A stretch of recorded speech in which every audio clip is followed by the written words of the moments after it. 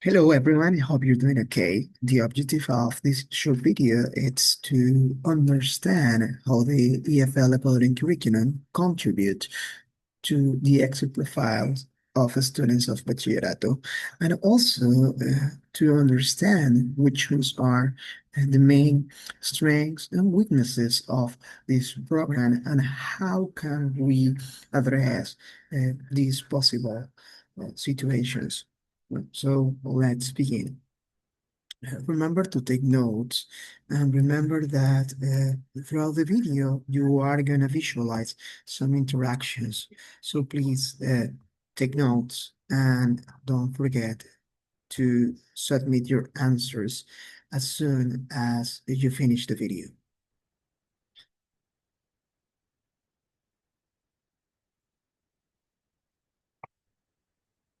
Okay, so the first thing is here I have opened one of the proposals of the Ecuadorian curriculum. For instance, in this case, I have uh, the curriculum from Elemental. Okay. Now, something that you would like to remember, considering that we are really close to exams, it's the different codes that we find along the program. For instance, CE means evaluation criteria, EFL, English as a foreign language. This number two here indicates that this is the program from Elemental. Okay, and when we move to the skills and performance descriptors to be evaluated, you know that this digit over here stands for the curricular thread. In this case, this is curricular thread number one, so that's why I have the one repeated all over the same column. Okay, now I don't know if you notice that here are different codes that we haven't discussed yet, and that's one of the objectives of this video. So I don't know if you notice that here we have some letters like this J over here and the S, or here two different J's, or here we have an I and an S. So those characters and those numbers, of course, they mean something. They are not just random letters that appears. And it doesn't matter the program that you decide to choose. You are always going to find those little characters in there. So for instance, right now I'm moving to the Básica Media program, and the Básica Media program, look, it's the same again. So it's the same all over again. I have those characters and those numbers. The characters are always going to be I, S, or J, and the numbers are going to move from one, well, according to the number of, items that I have, considering that specific character or letter. But now let's analyze what those characters means. And And just for you to check it out before we analyze it, again, here you have it. For instance, here I am at the superior program, and again, it's the same. So to understand what those items, what those characters and numbers means, we have to check the full program. Okay, so I am gonna move here, and here I have something really interesting, which is the exit profile of the program or the full program of Bachillerato here in Ecuador. So to understand that, we have that the exit profile, it's going to be defined throughout three fundamental values that are justice, innovation, and solidarity. So that's what those letters means. So each letter, it's going to stand for one main value that somehow the curriculum helps to achieve throughout the program. For instance, in the EFL Program proposal, along the different evaluation criteria, indicators, and descriptors, we have to direct our students to achieve or to reach these three main values. That means that we have to shape our students considering those three main values. And I don't know if you remember my first class of this semester when we talk and we discuss about key terms in curriculum. We talk about three main things. We talk about the curriculum itself, we talk about instruction, and we also talk about assessment. When we discuss the curriculum terminology and its main definition, we understood that inside of a curriculum, I have an intended set of learning outcomes that are always going to redirect us to the what, the theory, to how, the practice, and the attitude, the values. So here it is. See how everything lands and how everything fits together when we talk about curriculum theories. Now, each one of the levels that, if you remember, are 3 years for each one of the levels, are going to contribute in different aspects to achieve or to shape our students into these different values, justice, innovation, and solidarity. So whenever you visualize this, I too, that means that this indicator, this specific indicator, it's going to achieve to or help us to achieve I number 2, which is this one. We move towards curiosity, intellectual curiosity, we dig national reality and world reality, and we reflect and apply our knowledges into different disciplines to solve problems in a collaborative way, interdependently, applying all the resources that we have in different types of information possibles.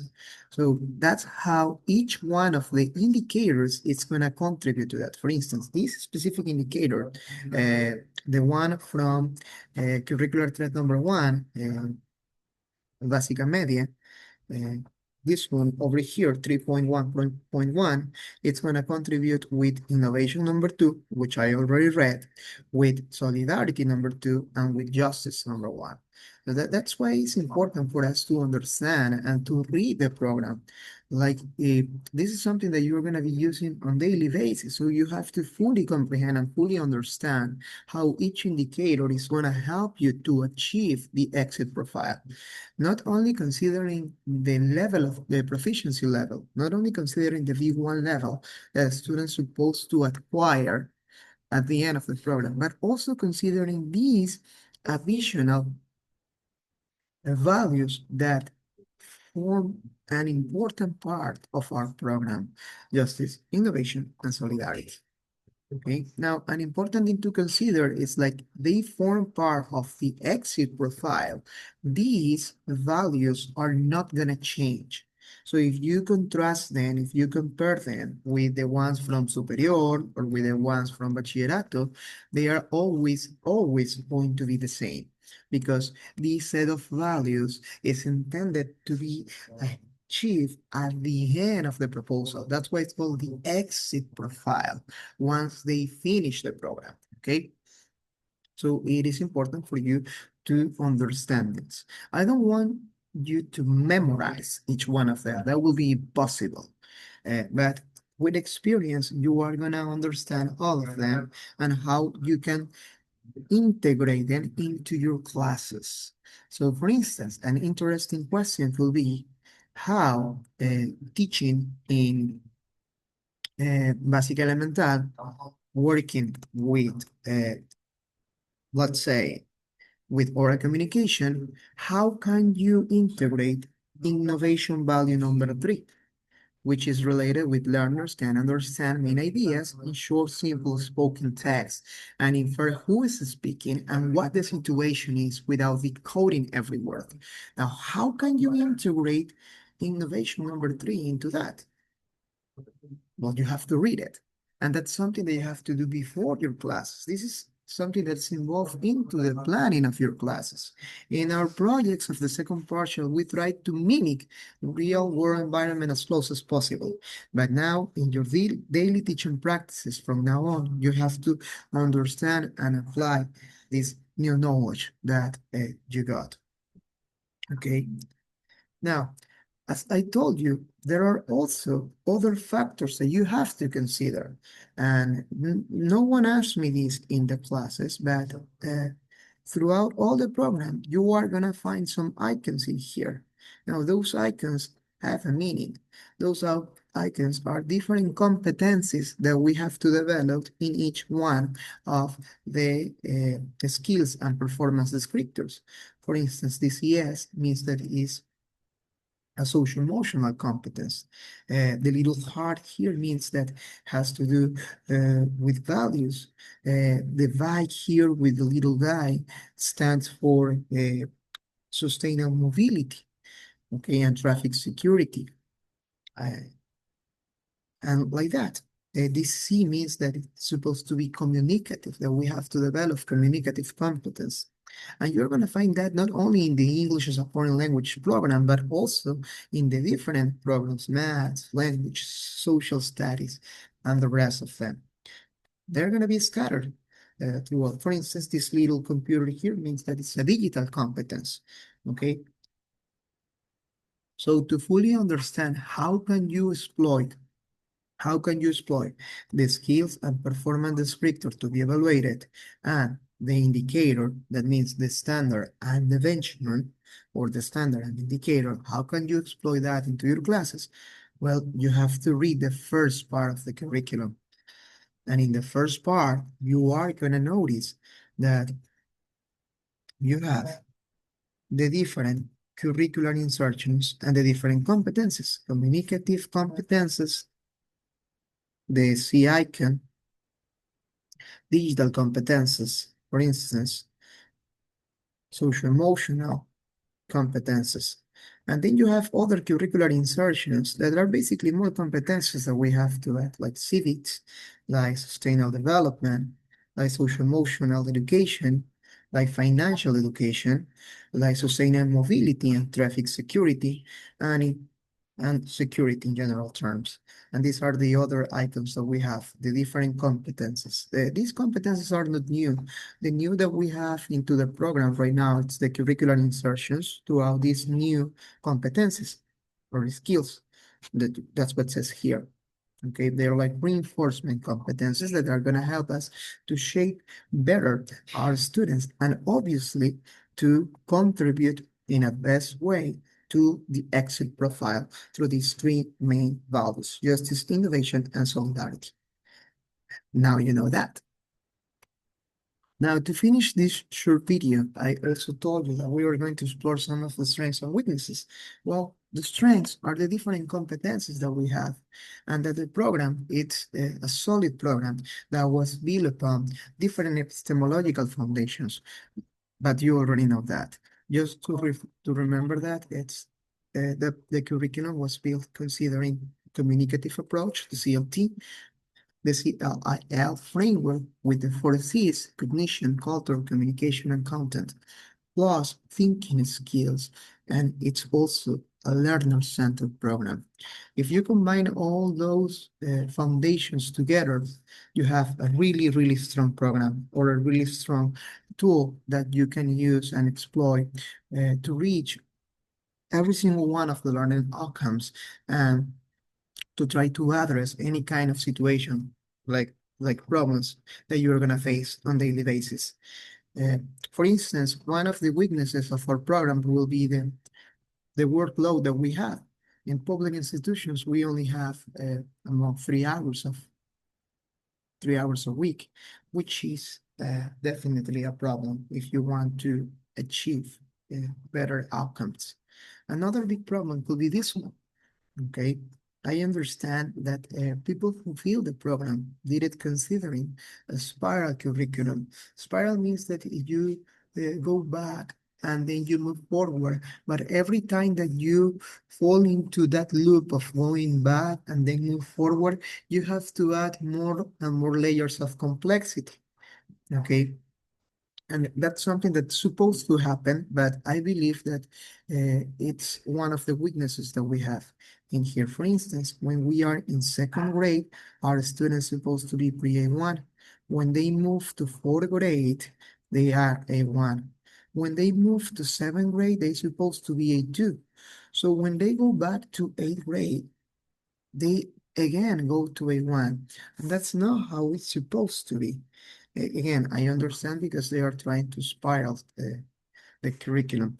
But it will be something better if we dedicate more time to the foundations of the pre A1 and A1, and then we move to A2, and finally we try to give more time to reinforce and to fire the V1 level of proficiency. And in that way, we uh, won't face the problem that students finish their bachillerato program without being actually into a V1, but in an A1 sometimes in worst of the cases.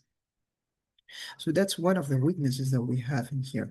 Maybe a way to address this problem again will be that to dedicate more time to A1, like move A1 up to 6 or 8, and then 7, 8, and 9, and maybe 10th grade also to A2.